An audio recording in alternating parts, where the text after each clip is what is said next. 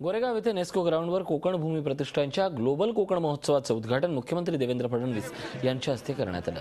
30 April ते 4 मे पर्यंत हा उत्सव सुरू राहणार आहे। कोकण विकास वाढीला चालना देण्यासाठी इथे विविध उपक्रम राबवण्यात आले आहेत। कोकणातल्या सर्वपक्षीय नेत्यांची एकजूट आणि उपस्थिती इथे दिसून येते आहे।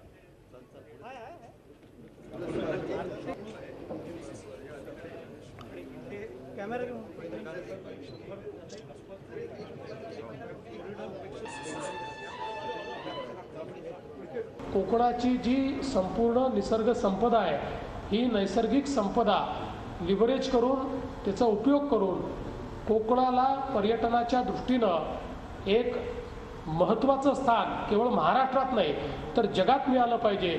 हा जो प्रयत्न या ग्लोबल कोकण महोत्सवाच्या निमित्ताने आपण करतात, मी आज आपल्याला सांगतो की येत्या काळामध्ये महिन्याभराच्या काळात पुन्हा आपल्या सर्वांसोबत एक बैठक घेऊ।